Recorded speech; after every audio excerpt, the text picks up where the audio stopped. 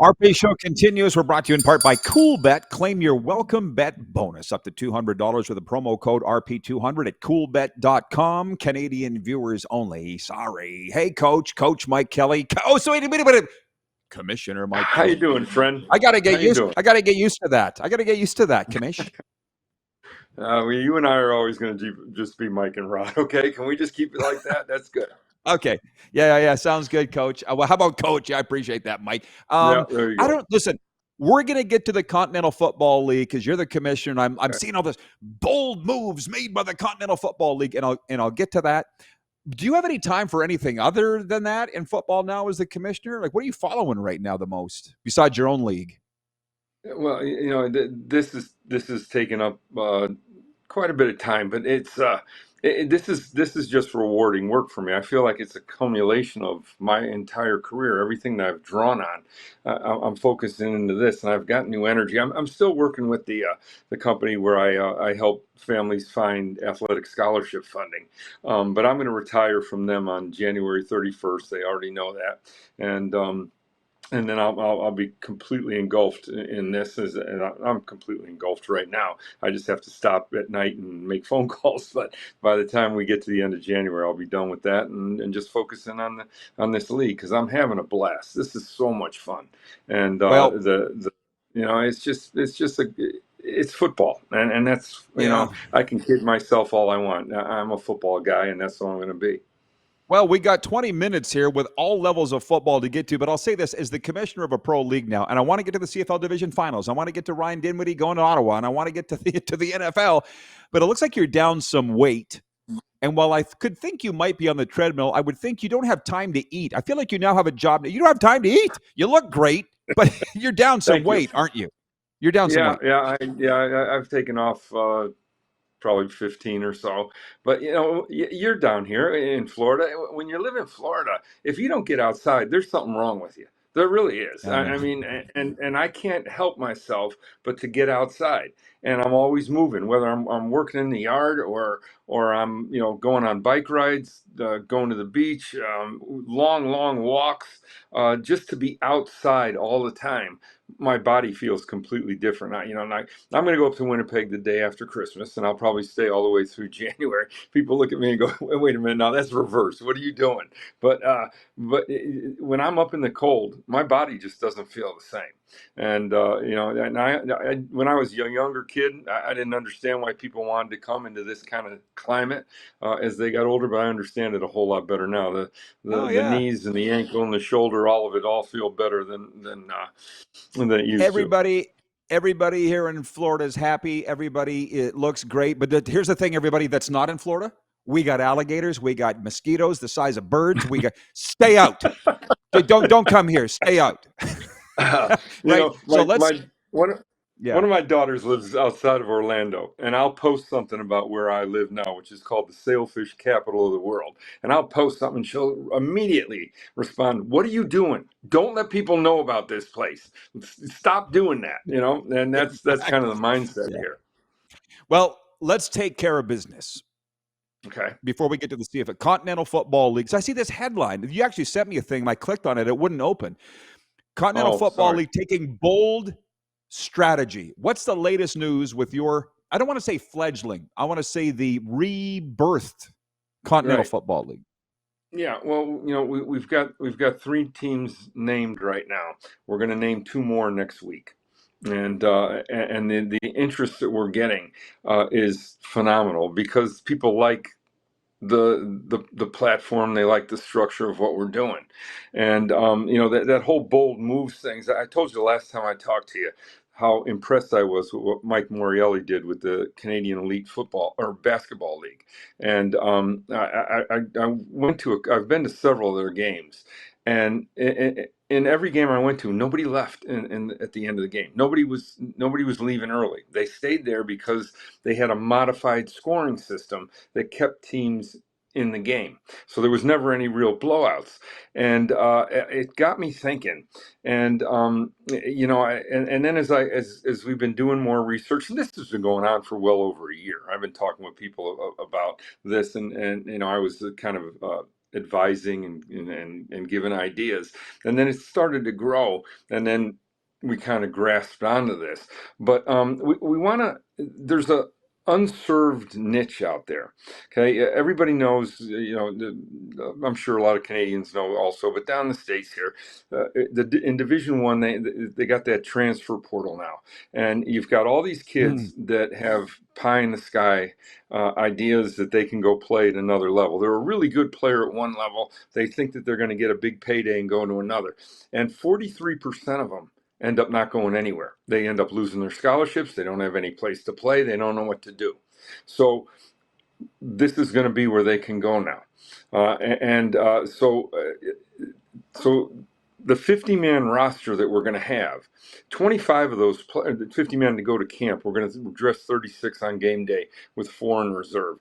The 50-man camp roster, 25 of them have to be between the ages of 18 and 25.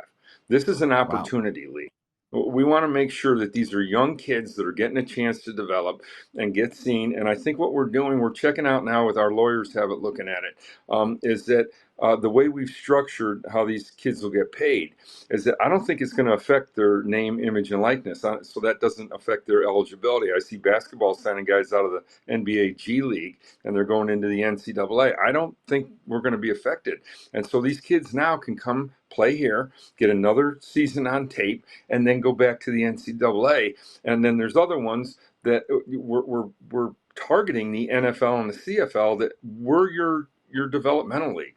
And you see some guys, and if we can get 3 to 5 guys each year to sign with a CFL or an NFL club, that's what we're going to do. We're looking to help out kids that are lost and that didn't have the opportunity to be seen.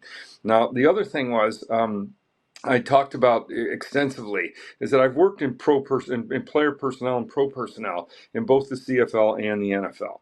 And there's guys on both sides that they don't know how to evaluate the other. They just can't do it. And so going back to the Canadian Elite Basketball League, I said, let's change the fourth quarter. Let's do something really fun that's going to make people say, oh, we got to see this. This is way different. So we're having the continental shift. And in the fourth quarter, the clock's going to go to 20 seconds. We're going to have unlimited motion. Guys on the line of scrimmage can move laterally. Guys in the backfield can attack the line of scrimmage. We're going to go from 4 downs to 3. We're going to have the Rouge. The punter's going to be live, and we're going to play a modified CFL quarter in the fourth, and there's no more that US football where the last 2 minutes you're watching guys kneel down and get mad at each other or love each other up, one of the two. Now Yeah. they have to play, they have to keep playing, and so it's going to give scouts an opportunity to see a kid's skill sets not only in NFL type rules but also in CFL type rules, and just looking to create as much opportunity for young guys as we can. So it's different. Nobody's done this before, and we think we're onto something. And the amount of interest that we're getting is insane, and including across the border in Canada. We've been contacted, and so. And the original Continental Football League had teams in Montreal, Toronto, and Victoria.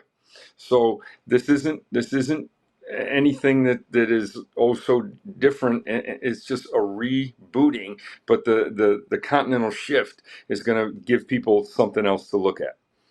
Wow. Well, like I say, anything you need to get the word out, you have an open Yep. floor, open mic on my show to do it. Jeff, the Stamps fan, writes in. He says, as long as you're not competing against the CFL, I'm all for it. And we should make the Oh, distinction. You're not, right? no, we're not even thinking about that. This is, I want people to think of AA minor league baseball. These are kids that have talent and they just need to grow and to keep playing. And we're not competing against the NFL. We're not competing against the CFL. That's not even in our realm of thinking. We're looking to supply those leagues with players that otherwise weren't seen, and this gives them the opportunity then to get that chance. And so this is we have divisional pods, if you will, so that our travel, our cost is way down. There's no flying all across the country and thinking we're something that we're not. They're going to be on buses, and we want to create local rivalries and play within your division, and then whatever we end up with, 4-4 or 5-5, 1 and 2 will play each other for the divisional championship, and then the winner of each division will play in a championship game, and that'll be really the only um, uh, distance involved in travel costs. The rest of the time, it's going to be minimum. We're Okay. not going out there and saying, oh, we're going to fly all across the country and try to get into these stadiums that seat 60,000. We're looking at stadiums that are 7,500 to 12,000 people, and like Clark Stadium in Edmonton would be a Edmonton. perfect spot. Yeah, it'd be a perfect spot for us. Okay, that type of venue, where we're going into areas where most cities are underserved. Now, some of the, like we're in San Antonio, but there's so much bedroom communities out and around it. That's where we're really going to be playing. But we're reviving the name, the San Antonio Toros, who played in the very last championship game of the Continental Football League in 1969 against the Indianapolis Capitals. Well, wouldn't you know, as soon as we mention that or announce that the San Antonio Toros are coming back, we start getting interest from people in Indianapolis.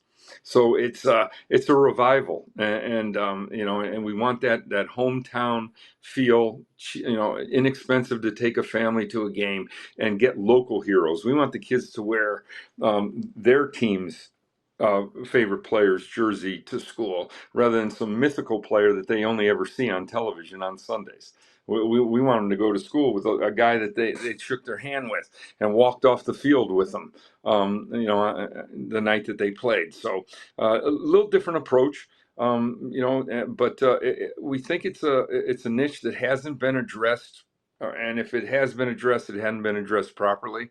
And I'm drawing off all my experience, and not only from the NFL and the CFL, but also the original XFL. I still have all that, how that was structured and how all that started. And we had a great thing going in Orlando. And so I'm just drawing off of everything.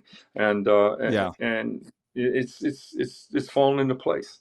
It's a little similar to what we do here. We work for and with enough good guys and bad guys. We know what to do. We know what not to do. But for those that just turned the Yep. TV on, this is the commissioner of the Continental Football League, Mike Kelly. If you don't mind, I got to swing it to our passion, the Canadian Football League. Who's winning the There you go. division finals this weekend? Montreal at Hamilton and BC at Saskatchewan. Oh, these are going to be good games. These are going to be good games, and I don't know. I don't know. Again, it goes. It's always going to go to quarterback play. It's always going to do that. And you've got 4 quarterbacks that are playing pretty well right now, but uh, I like Hamilton, but there's something about Montreal that they just keep finding ways to win. And I coached Jason Moss, and I was with Danny Machocha in Edmonton, and so I think I'm gonna lean towards Montreal, BC, and Woo! that's what I'm thinking. You trying to rile them up and sass? They love you over there, Coach. What are you doing? Hey, now look, Trevor is he and I are both have degrees from Edinburgh University of Pennsylvania. So uh, I do love the Rough Riders. I got to tell you, those were some of the best days of my life when Winnipeg and Saskatchewan would play. Ooh. No matter which era that I experienced it with, but because that rivalry is so much fun.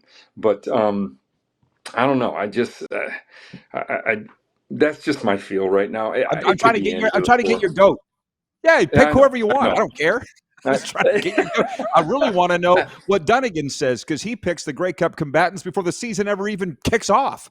That guy's a Yeah, savant yeah. when it comes to this stuff, Matt Dunnigan. And the other thing here, we got about 5 minutes left. Okay. Ryan Dinwiddie bolts Toronto for Ottawa to be GM, coach, and offensive coordinator. And I'm sitting here because Jones, listen, I love Chris Jones. I do. He tried to do that in Edmonton. They tell me you can't do that anymore. but he's going to try I it. tried to do I tried to do it in Winnipeg. It's too hard. You can't do it. You don't have enough time. And when you're an offensive coordinator, you are completely and totally engulfed in that offense. And you're for me anyways, I was always thinking 2 and 3 plays ahead. And then when you're trying to do that as the head coach and also as the GM, you're getting pulled away from that focus like that. And you get yourself spread too thin, and I can't post everything that I want to post anymore because of this position and title. But don't let your ego overwhelm you. That's one of the biggest lessons that I learned, is that I thought I could do it all, and that I'd be able to organize my time and compartmentalize. But when you get in that head coach's seat, there's arrows that come over the bow that you don't even know where they're coming from, and you gotta handle it. And now you're taken away from the other things that you have to do. And look, I know pinball. I know John Murphy. Murph worked with me. I'm sure that Ryan just felt like he can do all this, and I wish him the best. But it didn't work for me. Didn't work for Chris Jones. Um, we'll see what happens here. Did you coach Dinwiddie? I cut him. um, yeah, yeah. He was in Winnipeg when I came in there, and we had traded for Stefan LaFleurs, and uh, that was a hard decision. But a lot of we were so out of whack with the salary cap when I took over there that some of the decisions that we had to make were just financial, and that's just the reality of it. And I think he and Stefan LaForce would have been a pretty good 1-2, but I also wanted to have somebody that could change the pace a little bit and give a little different look to the defense, and that didn't work out for me either. As we had another player, there's no need for me to say his name, but we had a special package for him, kind of changed the pace of the game, the look of it, how we were attacking, and it just didn't work out. And then once Stefan got injured, then we went with Michael Bishop, and he ended up playing really well for us actually down the stretch. But yeah, no, I know Ryan well, and I haven't talked to him in a long time. But yeah, I ended up cutting him. Yeah. Well, hey, it happens. He's cutting a lot of Yeah, players. It's the circle yeah, of life, yeah, and yeah, we had him in Sask. I love him. I'm pulling for him. You kind of nailed it. If anybody thinks he could do it, it would be Dinner. So we'll see. But this is a guy who's been through the fire. His very first pro start happened to be a Grey Cup. No big deal. yeah, You know what I mean? Like he just yeah. he's the captain of taking on big things. I wish him well. He won 2 Grey Cups in Toronto, and we wish him well. We got about 30 seconds left, Coach. So you going to Grey Cup? Okay.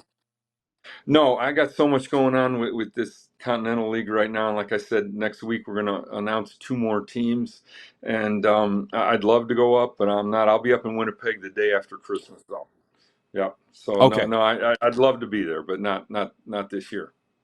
Hey, it's all good. We'll be watching. Coach, great. Yeah. Thanks for coming on. We covered it all. Enjoy the ball, man. Keep in touch. Okay, man. Always a pleasure to see you. Thank you. Commissioner Mike Kelly joining us from Stuart, Florida, the sailfish capital of the world. I learn something new all the time. We'll be right back here on the Silver State Sports and Entertainment Network and Game Plus TV.